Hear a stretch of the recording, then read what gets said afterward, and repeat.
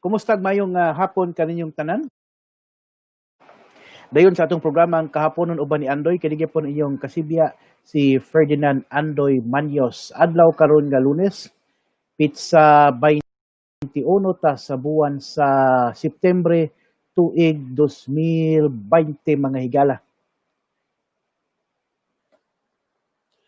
Unya anniversary po doon sa martial law declaration. Actually gipirmahan ni Presidente Marcos ang Proclamation 1081 either September 17 or September 21. Pero yan ang announce on air, ayan ang announce sa television mga higala on September 22. Ato nang hisgutan karong taud-taud. Kumusta ang kahimtang sa panahon? Dinhi karon sa Dakbayan sa Lapu-Lapu mga higala, bundak ang kusog kayo nga uwan.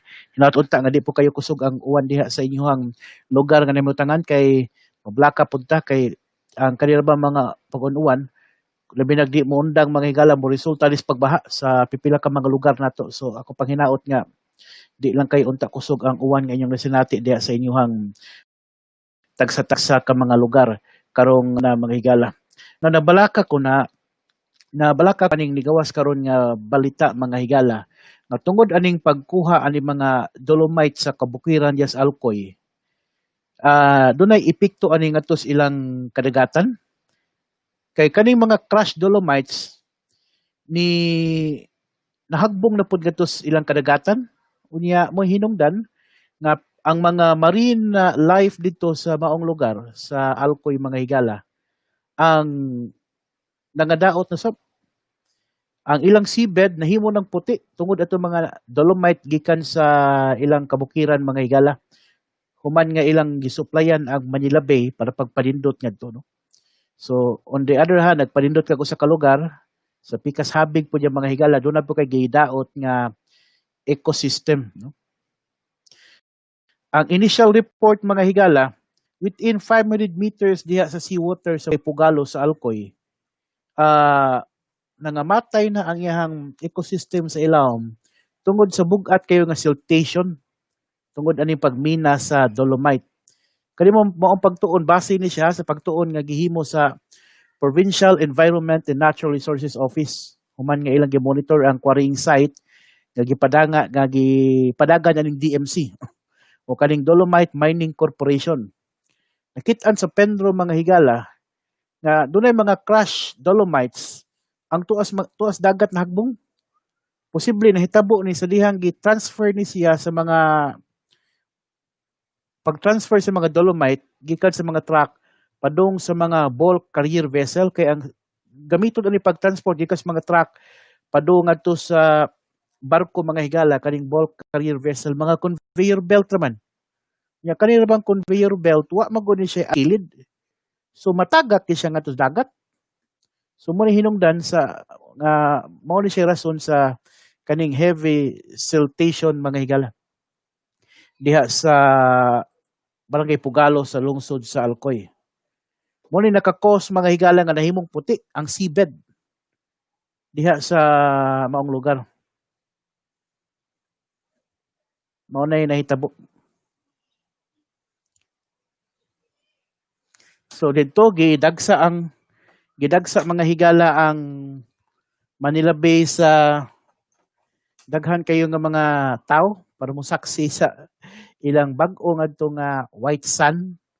Pero kita diri mga Subuanon ang nadaot ang atong kinaiyahan tungod ani mga higala kaning pagkuha sa atong kabahin sa atong resources diya sa kabukiran sa Alcoy o gida ngadto sa Manila para pagpanindot las ilang baybayon ngadto. Unya karong adlaw mao ang anibersaryo sa martial law. September 22,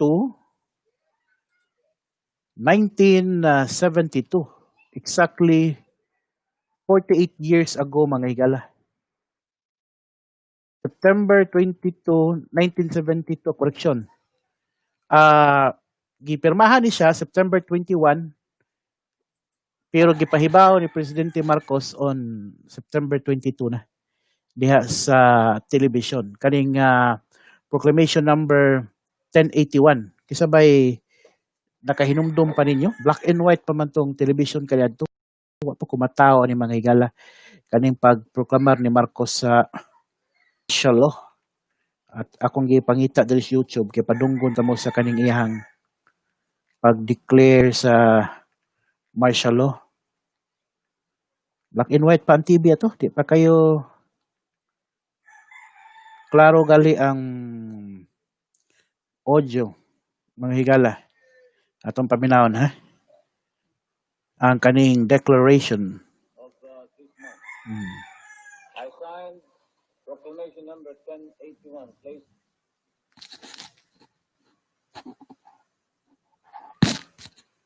paminawon ito.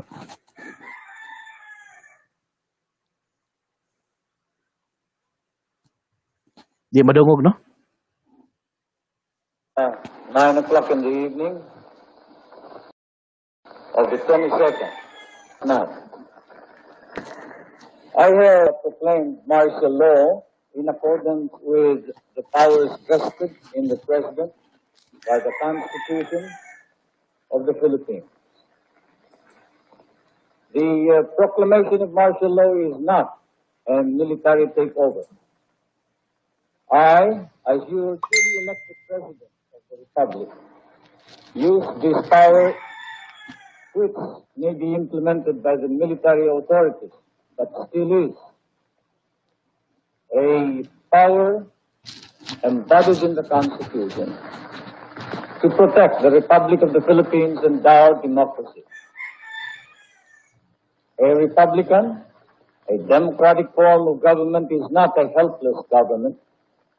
When it is imperiled by the danger of a violent overthrow, an insurrection, or a rebellion, it has inherent and built-in powers wisely provided for under the Constitution. Such a danger confronts the Republic of the Philippines. Article 7, Section 10, Paragraph 2 of the Constitution provides, and I quote, "The President shall be Commander-in-Chief of all the armed forces of the Philippines, and whenever it becomes necessary, he may call out such armed forces to prevent or suppress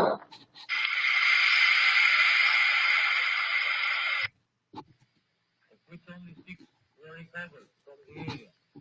These rockets can pierce steel 18 inches thick, and the bricks reinforced concrete of 36 inches thickness, as well as 4 sandbags put together. Also captured by our government troops in this Kahaponon landing were 2 Browning automatic rifles, which were originally looted by defector surplus from the arsenal of the Philippine Military Academy. 5 Garand or M1 rifles, 1 telephone switchboard, 7 telephone sets, some magazines for rifles, and many revealing subversive documents. This landing of military armaments and equipment in Palanan, Isabela, indicated, 1, that the claim of the New People's Army that they are well funded, plenty of money, has basis in fact. 2, that they now have sources of funds, not only from inside the Philippines, but also from outside our country. 3, that the Communist Party and the New People's Army are capable of lending armaments, military equipment, and even personnel in the many points unguarded in the long sea coast of the Philippines, which sea coast is twice that of the United States. The defense establishment has admitted that there have been attempts to infiltrate the military organization as well as the office of the Secretary of National Defense. There have been various incidents and attempts to sabotage not only the operations of the armed forces of the Philippines, but the operations of the national government. It has been reported that the communication system of the Philippine Constabulary is being utilized by the subversives. The subversives have organized urban partisans in the greater Manila area, and they have been and still are very active. They have succeeded in some of their objectives. The violent disorder in Mindanao and Sulu has to date resulted in the killing of over 1,000 civilians and about 2,000 armed Muslims and people. Not to mention the more than 500,000 of injured, displaced, and homeless persons, as well as the great number of casualties among our government troops. At the same time, the economy of Mindanao and Sulu is almost completely paralyzed. I assure you that I am utilizing this power for the proclamation of martial law vested in me by the Constitution for one purpose alone, and that is to save the Republic and reform our society. I wish to emphasize these two objectives.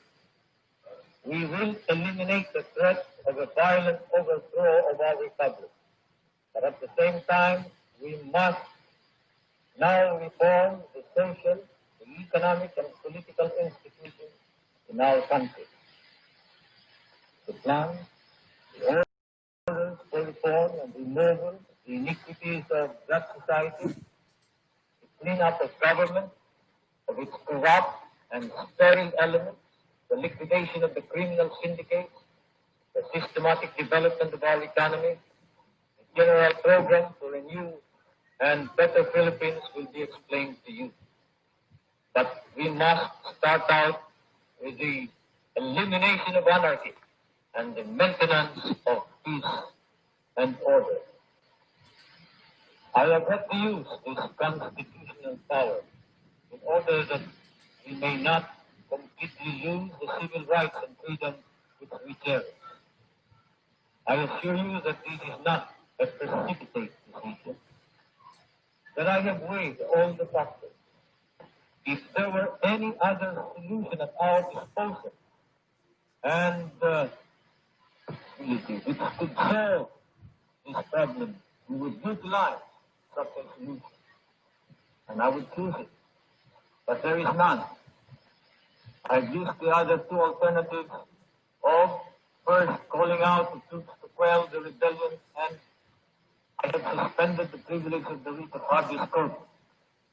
But the rebellion has not been stopped. Worsen. Thus, it was discovered that when the suspension of the privilege of the writ of habeas corpus was lifted in January 11, 1972, the organization of the Communist Party had expanded their area of operations as well as increased their members. So these two remedies, calling out of the troops and the suspension of the privilege of the writ of habeas corpus, are unavailing. You are all witnesses to this. You have witnessed the events of the last year. We have fallen and we are falling back on our last line of defense. We are also witnesses to the patience that we have shown in the face of provocation. In the face of abuse and license, we have used or attempted to use persuasion. Now, the limit has been reached, for we are against the war. We must now defend the Republic of the Philippines with this stronger power granted by the Constitution. To those guilty of treason, insurrection, rebellion, it may pose a grave danger. But to the ordinary citizenry, to almost all of you, whose primary concern is merely to be left alone, to pursue your local activities, this is the guarantee of that freedom that you seek. All that I do and we in government must do is for the Republic and for you. Moto mga higala ang kompleto tong audio sa pagdeklarar ni kanhi Presidente Ferdinand Marcos 48 years ago. Sa diyang yang gipaubos ang Pilipinas mga higala sa martial law. Pag-refresh lang, sa rason atong pag-declare niya martial law mga higala, kay nakamatikod si Marcos nga nagkadaghan ng mga rebelde. O niya po tong tubag mga higala sa sulod-sulod pod nga bombing, mga insurgency. Labi na ang katukuran sa NPA. Mao to ang usas mga rason. Doon na civil disobedience. Nahitabo mo to usas mga rason. Anong iyang i-declare ang martial law. Kinsa man ni mga key figures sa martial law. Kinsa man ni mga main character sa martial law. Gawas ni Presidente Marcos, ang sikat kayo, gani karon buhi pa mga higala, 90 anyos na likapin si kanhi Senador Juan Ponce Enrile. Muli siya gihulagway nga architect o implementer sa martial law. Mo po siya gikonsiderar nga protege ni Marcos, nya siya mo'y gitahasan sa pag-oversee sa tanan nga mga kamanduan nga giluwat ni Marcos ubos sa military rule.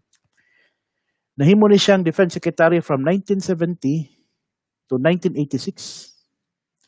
Allegedly, kuno in 1972, na-ambush ni siya just wakwak subdivision. Gani mo ni usas mga rason sa declaration sa martial law. Pero, matod pang Enrile sa katong iyahang biography, nag-release niya sometime in the year 2006. Dili daw to tinuod. Minamao ra to niya katong giingon nga alleged ambush mga higala. It was staged kuno. Yan ang gitug-an correction, yang gitug-an in 2012 pero pag 2018 yan na pong balik pagsulti nga tinuod to mutuan ning really. Lain nga karakter mga higala sa martial law mao si Fabian Ber. Muna siya labing strongest ally ni Marcos siyang administration. Siya mo'y gi-appoint nga commander sa Presidential Security Group sa dihang na-elect si Marcos pagka-presidente. Unya, after ato, nahimo ni siyang chief sa Armed Forces of the Philippines in 1981 to 1986. Gali ko nakadumdum mo, sa dihang nag-people power na, sa dihang padung na ang mga tao nga to sa EDSA o padung na suong nga to sa Malacanang. Usa ni siya titambag ni Presidente Marcos ng ilala lang bumbahan, ilala lang rakrakan ang mga tao nga nagrally. Kabantay mo na, gibalik-balik na, gi-replay na sa television mga higala katong pag-suggest ni Marcos, pag-suggest ni Fabian Ber nga i-open fire ang mga tao nga nagrally. Isa pa laing karakter. Atong kanhi presidente si Fidel Ramos. Siya mo'y hepe sa Philippine Constabulary sa una. Sa dihang gideclare ni Marcos and martial law 48 years ago. Kaning Philippine Constabulary, mao na ning Philippine National Police karon. So, usa ni si Ramos. Nya usa po ni siya gikonsulta parehas ni General Fabian Ber o ni Enrile sa wa pa gi-declare ni Marcos ang martial law. Isip hepe sa PC si Ramos dunay control sa Integrated National Police. Nahimo po ni siyang Vice Chief sa Armed Forces of the Philippines from 1981 to 1986. During the latter years of Marcos administration, gipaboran man ni Marcos si Ver over Enrile. So murag nang luod di gabay si Marcos. Si Ramos mga higala. In February 1986 ni-resign ni siya. Unya iyang gi-withdraw iyang suporta ngatong Marcos. Unya naging uban siya ni Enrile. Unya usa na nislas ni Alsa. Nya mo na sila nahimong key player karon sa 1986 People Power Revolution. Kato naglayat-layat nga to sa EDSA Shrine. Si kanhi Presidente matong kanhi Defense Minister, kanhi PC Chief Fidel Valdez Ramos, mga higala. So after sa declaration ni Presidente Marcos sa martial law on September 22 na to gi-announce niya, pero allegedly gipirmahan na on September 21. A day after, pagka September 22 mismo, ni-issue mga higala og letter of instruction number 1 si Presidente Marcos nga nag-order sa pagpisirado sa mga media establishment og mga wire agencies. Apil og sira atong ABS-CBN, unya gidakupod si Senador Ninoy Aquino. At that time, pagka September 23, si Press Secretary Francisco Tatad ni subli sa pahibaw sa pag-implement na sa martial law in the late afternoon. So, pagpahibaw ato, pahibaw kapil nga bawal na ang mga demonstration, na doon na gipahamtang o curfew. Pagka September 23, gi-continue ang pag-shutdown sa mga media outlets, apil na mga newspaper, ang Manila Times, Daily Mirror, Manila Chronicle, Manila Daily Bulletin, Philippine Daily Express, Philippine Herald, Philippine Free Press, Graphic, mga nation media outlets nga gipanag-iya sa mga kroni ni Marcos ang exempted. Human sa announcement mga higala, gatusan sa mga media practitioners o opposition figures ang ipangdakop. Apil sila si Senador Francisco Sog Rodrigo, Jose Jokno, Ramon Mitra Jr. Nadugang ni sila ni Senador Ninoy Aquino nga una nang nadakpan a day before sa formal declaration. On October 21, 1972, ang kaning Moro National Liberation Front, splinter group ni gikan sa Muslim Independence Movement, gipanguluhan ni Normis Suarez ang naumol. October 21 to 23 in 1972, sa pagkaumol sa mga grupo, ang Moro National Liberation Front milusad og atake ngadto sa Marawi, sa Lanao del Sur. Ang ilang target mga higala, mga headquarters sa Philippine Constabulary, ilasam gi-target ang government radio station ug ang campus sa Mindanao State University dito ni Marawi. Government troops eventually retake the city sa Marawi, nya 75 ang nangamatay.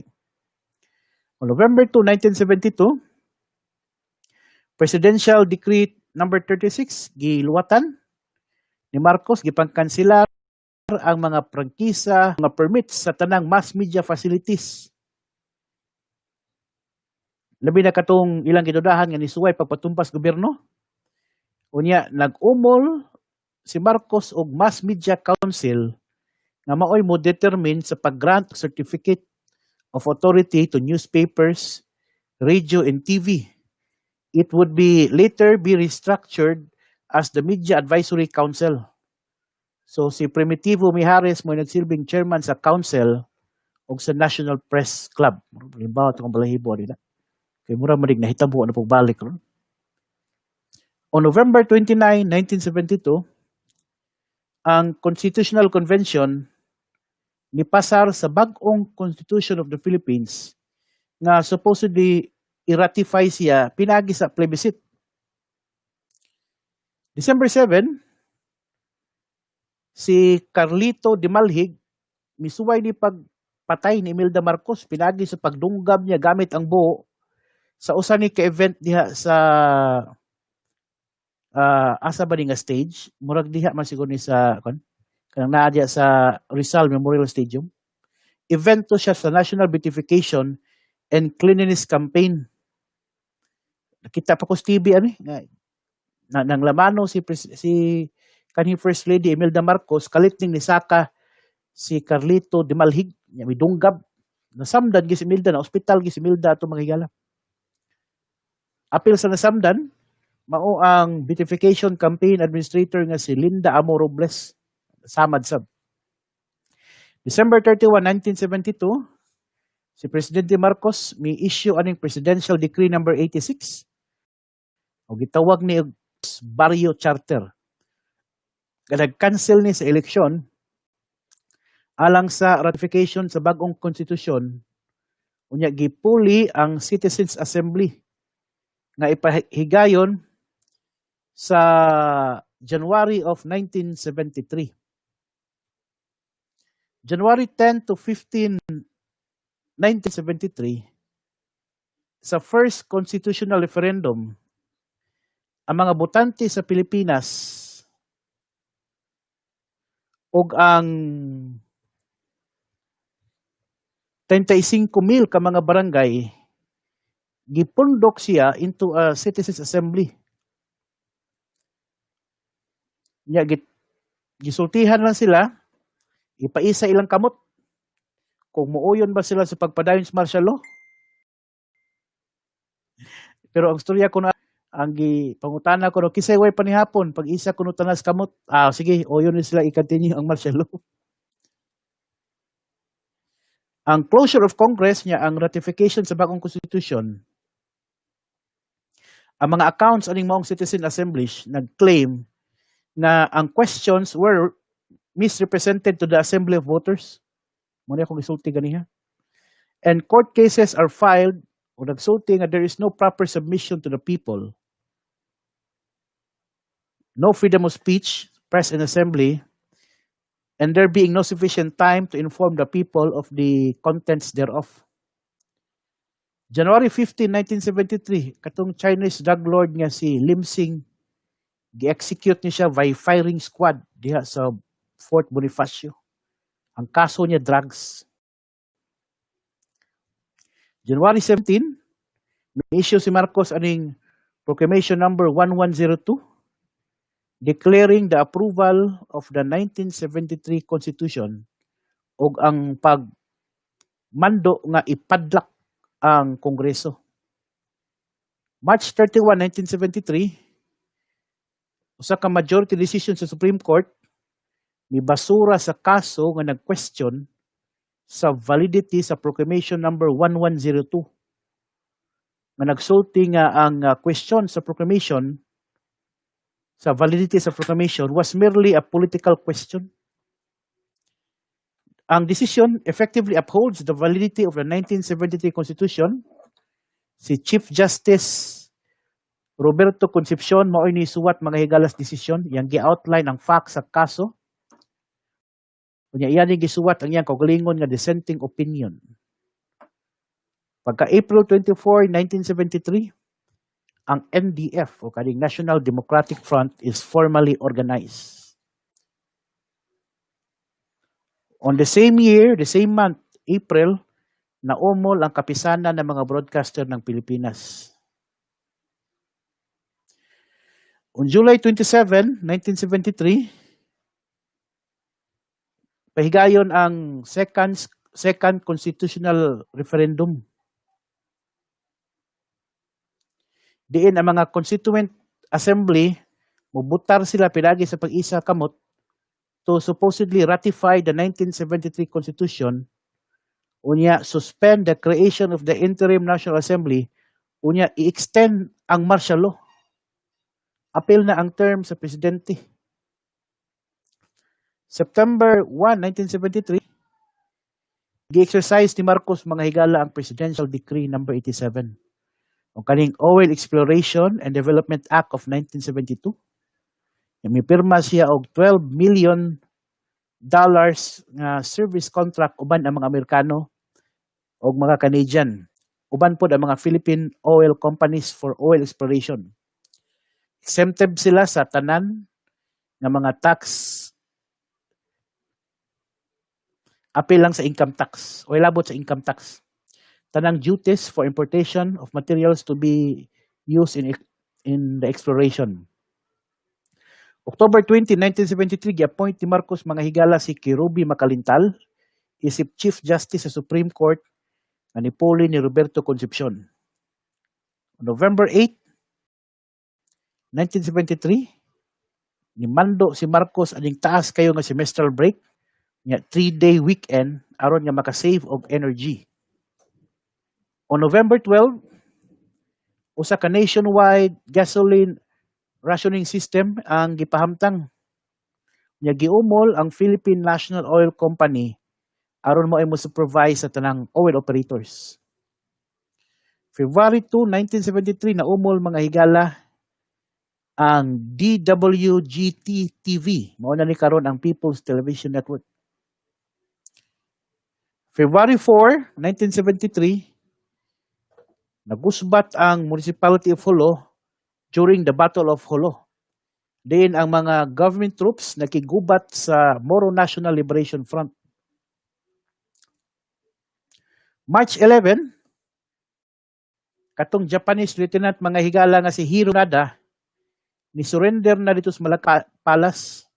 Human ni siya ni istar o dihas kalasangan mga higala sa Lubang Island for 40 years. Kanis Lieutenant Hiro Unada, usa ni sa mga sundaong Hapon nga ni-appeal sa ikaduhang gubat sa kalibutan. Nya sa dihang na apiki na mga higala ang mga Hapon dihas Lubang Island, nisaka ni siya nga tos bukid. Nagtago-tago, no? Nagtago-tago. Dayon wala siya kibaw kung sa mga panghitabo, siya kibaw nga ni surrender na day ilang nasod. Humanapil des mga Amerikano. Gani ni anhi pas Pilipinas katong iyang kanhi commander during World War II para pagkonbinser niya nga kanaog nas bukid kina humanang gubat sa kalibutan unya napildi na sila mga Hapon. Ay hato.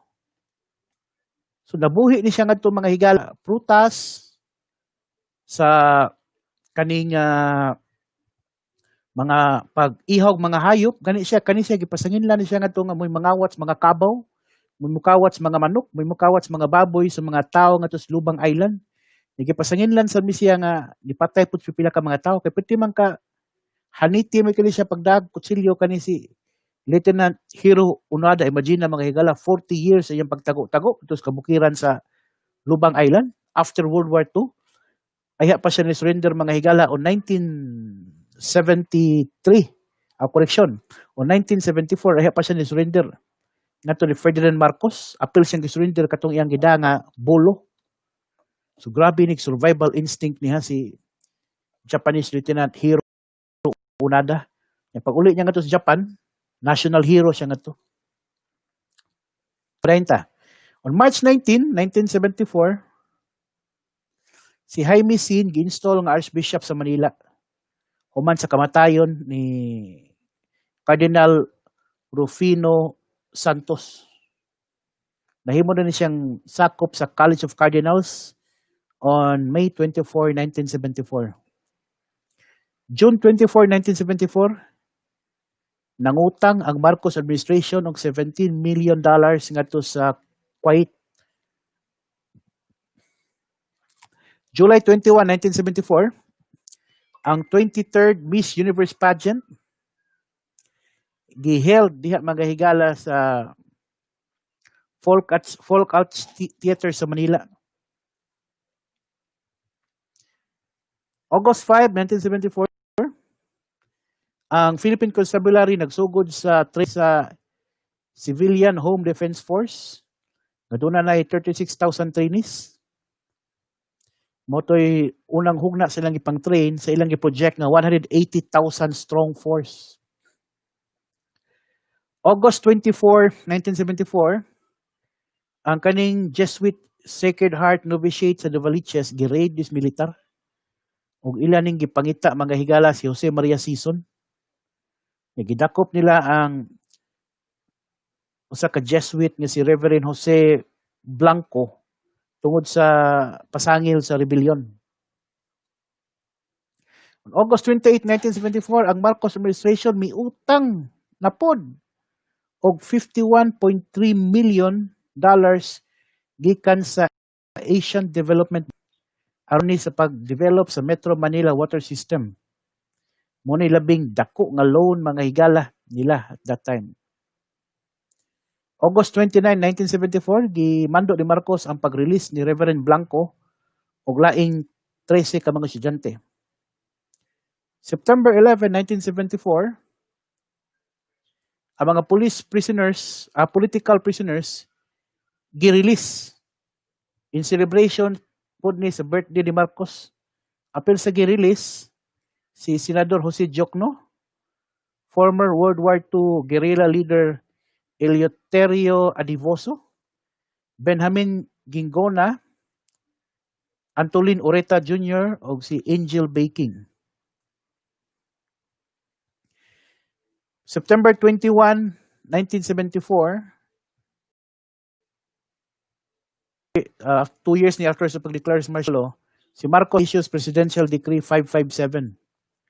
Nag-usab sa ngan giusab niya ngan sa Philippine villages gikas baryo padung ngadto sa barangay.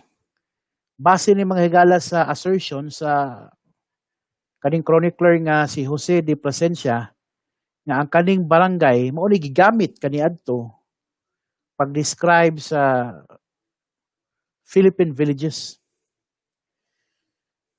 September 20, 1974, si First Lady Imelda Marcos nibisita ngadto sa China. Nakikita siya ni Mao Zedong, Premier Chu Enlai, o Vice Premier Deng Xiaoping. September 17, 1974, ang martial law may patigbabaw sa declaration sa martial law. Unya gidismiss ang petitions for habeas corpus. September 20, 1974, si Marcos migawa sa usa ka press conference nga gibeam worldwide via satellite. Diin iyang gidipinsahan ang martial law declaration. Unya mi-deny sa media censorship o ang pagpriso niya sa mga kontras politika. October 11, 1974, ang Secretary General Felicimo Macapagal sa Partido Komunista ng Pilipinas, mauni ang predecessor mga higalas Communist Party, mipirma og Memorandum of Cooperation sa Marcos administration. October 15, 1974, mga higalan Presidente Marcos, iyang gimanduan ng National Power Corporation sa pagpangita og lugar ang sa katukuran sa kaning proposed Kalinga Dams. October 20, 1974, nag-low na sab ang Marcos administration $125 million gikan sa International Monetary Fund para maka-import ta og lana. November 11, 1974, si Marcos mipirma aning Presidential Decree 576 o 576A na nagbasura o nag-abolish sa Media Advisory Council unya ni authorize sa creation sa regulatory bodies for broadcast and print media, the basis for the creation of the kapisanan ng mga broadcast ng Pilipinas or sa Philippine Council for Print.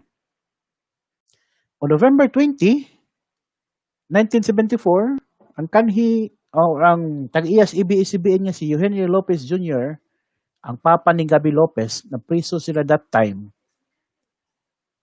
Si Uban niya si former Senator Sergius Menia. Ipagayon sila hunger strike samtang na priso sila. December 1, 1974, si Jose Sison, ang kaning essay ni Jose Sison, nagitaytulan og Our People's War, gipublikar. December 24, Christmas Eve man December 24, 1974, dunay nahipos nga information mga higala ang US intelligence. Bahin ani gitawag og Rolex 12. Gisumiter ni sa American Embassy Pilipinas padung ngadto sa Secretary of State sa Washington DC. Kaning Rolex 12 mauning mga militar, mga sakop ni sa military, mga higala nga pangregaluhan ni sila og mga Rolex watch tungod sa ilang kaloyal o pagtuman gid sa talang kamanduan ni Presidente Marcos. So aside from Enrile og ni Ramos Oliver, apil sa nakadawat atong Rolex 12, mao ang AFP chief nga si Romeo Espino, Philippine Army Commanding Officer Rafael Sagala, Philippine Air Force Chief Jose Rancudo, Rizal PC Commander Romeo Gatan, si Eduardo Dangding Cuangco, Philippine Navy Chief Hilario Ruiz, AFP Chief of Intelligence Ignacio Paz, 1st PZ Zone Commander Tomas Diaz, PC Metrocom Chief Brigadier General Alfredo Montoya. So nasakpan ni or mismong ang American Embassy nakahibaw ani kay ang kanhi American Ambassador sa Philippines nga si William Sullivan mi padaog confidential memo ngadto sa US State Department. Mi discuss aning maong event din pagpaghatag og mga mahalon nga relo. Mo ni pagkasuwat Marcos chose to decorate the 12 men of defense establishment whom he described it as instrumental in deciding in implementing martial law. Pero ang memo ayang gititle Omega Ban, having been gifted by Marcos with a personally inscribed gold watch. Yawa din. Kaning mga sakops Rolex 12 na pa ba kay buhi ani ron? So, this January 6, 1975 na ang Presidential Decree 633 giumol. Muna siya nag-umol sa National Commission on the Role of Filipino Women. Diin ang pango, kibawa na mo, si Imelda Marcos. February 20, 1975, ang Media Advisory Council, pilagi silang chairman nga si Primitivo Mijares, ni defect na sa gobyerno, o ni kuano siya, ni resign siya, ni pahawa siya sa gobyerno. February 27, 1975, ang Philippine Executive and Legislative Powers Referendum of 1975 gipahigayon with the supposed results allowing Marcos to restructure local government and allowing martial law to continue. April 4, 1975, ang napriso na daan nga si Senador Ninoy Aquino nagsugod sa iyang hunger strike. Ni-refuse siya sa pag-recognize sa kaning desisyon sa military court, batok kaniya. April 15, 1975, ang Presidential Decree 684 nag-umol sa Kabataang Barangay. Niya ang labing unang Kabataan Barangay Chairperson, ang anak ni Marcos nga si Amy Marcos. On June 9, 1975, na-formalize na ang diplomatic relations sa People's Republic of China o ang Pilipinas. June 17, katong ni-resign nga chairman sa Media Advisory Council nga si Primitivo Mijares, ni-testify nga to sa US Congress sa giingon nga pagpangabuso sa gobyerno ni Marcos. September 20, 1975, kaning batan-on nga si Ernest Lucas, giingon nga napusilan ni siya human nga doon ay nahitabuan nga panaglalis niya sa anak ni Enrile nga si Jack Enrile. Gani katupong laing artista pod mga higala nga ang gipasanggel nga ang mipatay kuno si Jack Enrile katos Alfie Anido ba to? October 2, 1975, kani mao ni kalimot sa storya sa kong apuhan ani. Kaning the Trilla in Manila, ang heavyweight world championship to ni Muhammad Ali o ni Joe Frazier. Nagipahigayon dyan sa Araneta Coliseum. Buhi pa to kong apuhan, kita siya ni pero ti kulong daghanan tao. October 24, 1975, nag-strike ang Latondenya. Pero dili to bahin di to batok sa ilang kompanya ilang strike. Pero ilang gisupak mga higala ang martial law. Dili gito strike against the company. It was a demonstration against kaning declaration sa martial law. November 3, 1975, Ang Presidential Decree 823 nag-ban sa tanang strikes regardless of industry, nga ni-prohibit sa mga foreigners sa pag-appeal sa mga local trade unionism. November 7, 1975, ang Presidential Decree 824 nag-umol sa Metropolitan Manila. Gi-appoint si Imelda Marcos as governor. Mauna ning MMDA karon. January 5, 1976. O January 4, 1976. Gidakop mga higala ang tigpamaba sa New People's Army nga si Saturo Campo. April 7, 1976. Ang National Arts Center giinagurahan nito sa Mount Makiling. Ang national artist nga si Nick Joaquin migamit sa mga occasion sa pag-recount sa store killing nga giingong na suko o niya iyang gipasumbingay gibirahan niya ang mga Marcos mga higala sa maong proyekto na nagkantidad og $12 million.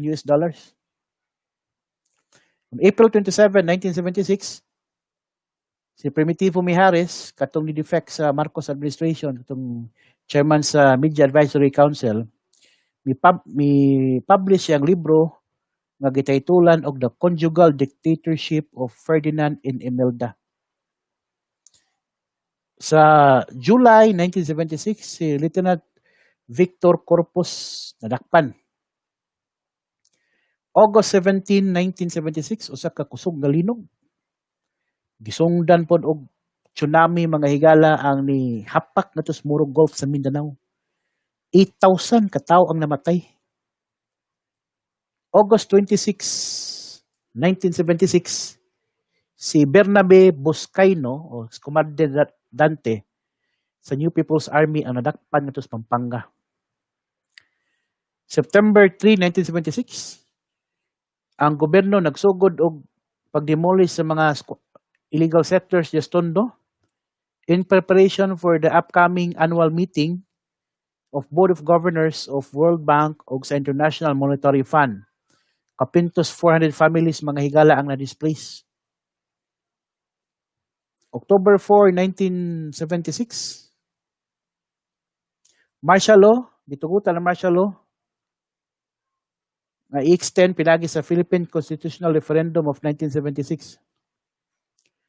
November 12, 1976, si First Lady Imelda Marcos ug si Secretary Vicente Paterno ni dito sa Libya para sa usa ka economic mission. Nato nakita sila nato ni Muammar Gaddafi. Gani ginuog gito nga naibog si Gaddafi mga higalang Imelda Marcos.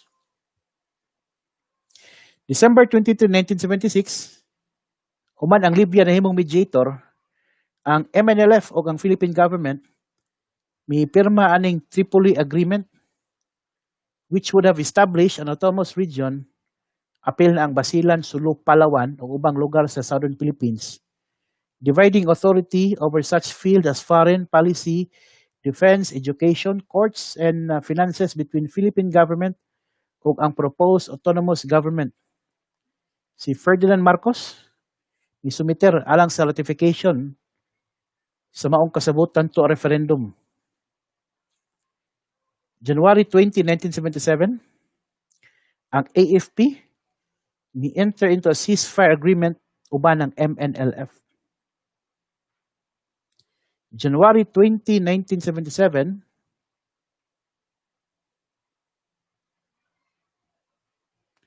si Jimmy Carter kinsa nga nanaway sa mga human rights violation ni President Marcos na na-elect o na gi-inaugurate si presidente sa Amerika.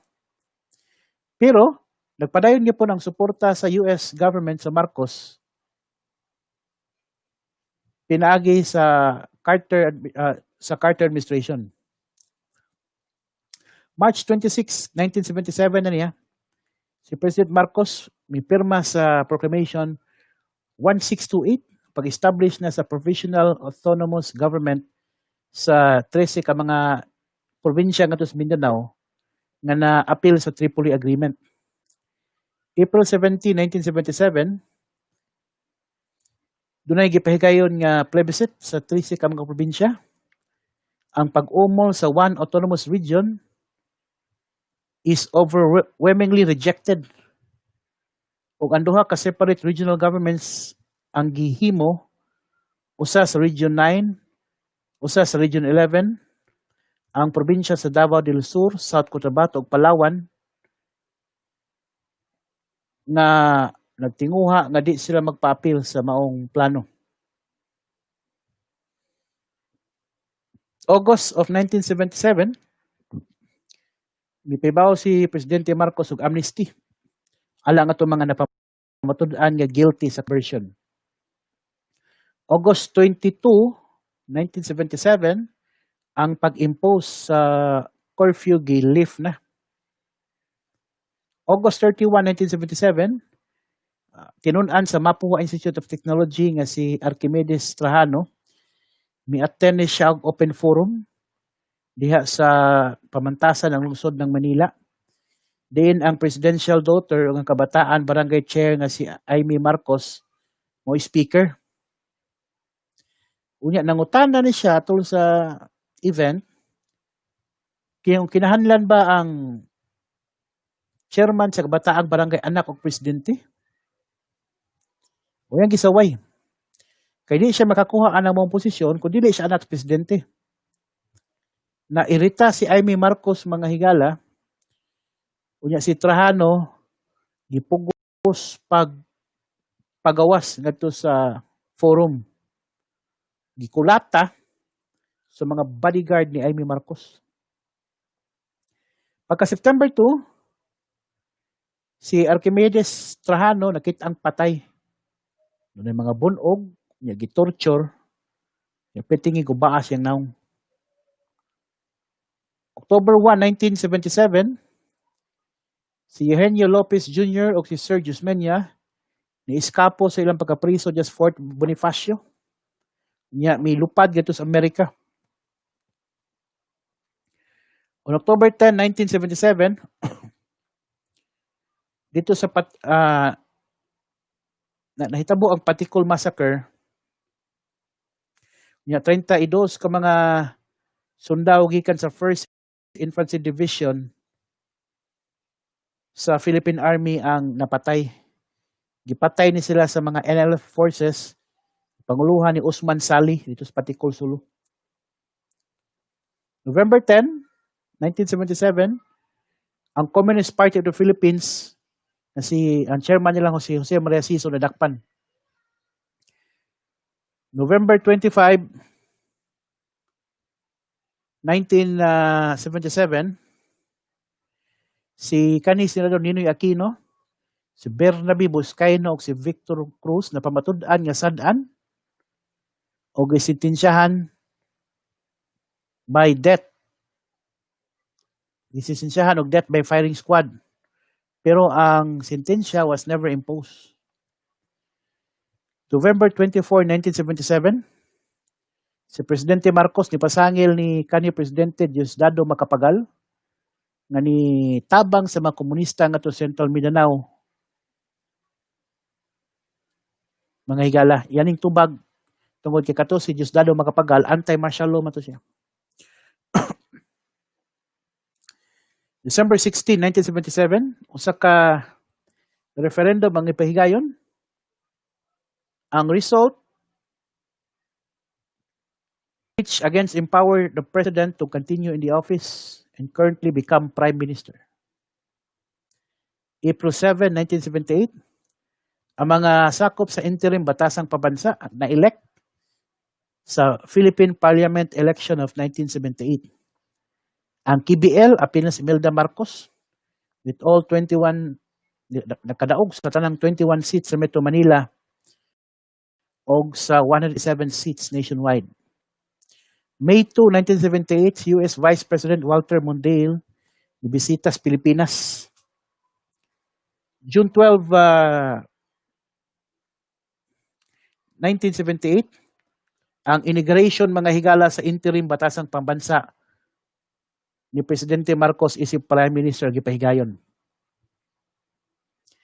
January 1978, January 1979, ang US Military Bases Agreement gi-amend unya in return for a 500 million aid package.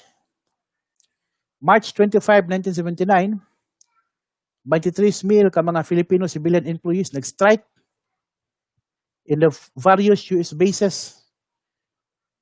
The third such major labor strike in the US bases after instances in 1971. May 7, 1979, ang Regional Legislative Assembly elections gipahigayon ngadto sa Zamboanga Peninsula Region. Mo na ni karon ang Sorg-Sargen. May 1979, ang United Nations Conference of Trade and Development is held in the Philippine International Convention Center. November 12, 1979, mao na niyang pag-construct sa nuclear power plant sa Bataan. Manduan nga ipahunong ang construction sa nuclear power plant sa Bataan sa Yanga ni mong proyekto. December 24, 1979, gihidakop sa militar ang mga sakop sa Middle Class Resistance Group, Light of Fire Movement. Gidakop sila si Esther Paredes Jimenez, future Senator Hirso, Asian Institute of Management Professor Eduardo Olaguer. Pagkasunod tuig, January 30, 1980, ang 1980 local elections ang gipahigayon, the first under the martial law era. May 1, 1980, naumol ang kilusang Mayo 1. May 8, 1980, human nga giatake si Senador Benigno Aquino, Yaspisuhan, ang Marcos administration na balaka sa posibleng ilang image ani ni allow ni Marcos nga mobiyahe ngadto sa Amerika para ato operahan. May 30, 1980, si Ninoy Aquino ni undergo og bypass surgery dito sa Baylor University Medical Center sa Dallas, Texas. June 20, 1980, ang mga opposition figure nga sila si Eva Calao, Raul Manglapos ug laing 20 ang gipasakaan og kasong subversion. October 8, 1980, Presidential Decree 727 making unlawful and malicious disseminations of false information ang giluwatan. November 4, nakadaog ito sa Amerika si Ronald Reagan. Gi-describe ni siya nga personal friend sa mga Marcos. December 4, 1980, si Imelda Marcos milupad nga to sa New York para motambong sa meeting on neutral ground. O niya, nakigtagbo po siya dito. At that time, President-elect Ronald Reagan. December 4, si Eva Calao o si Ernesto Rindon gidakop only to be released 5 days later. December 20, 1980, miluwat og amnesty si Marcos sa dulan 200 ka mga prisoners pagpangandam ni sa pag-lift sa martial law. January 1981, ang construction sa Coconut Palace gisugdan para ni sa pagbisita sa Pilipinas poho ni Pope John Paul II. January 16, 1981, the days before the lifting of martial law,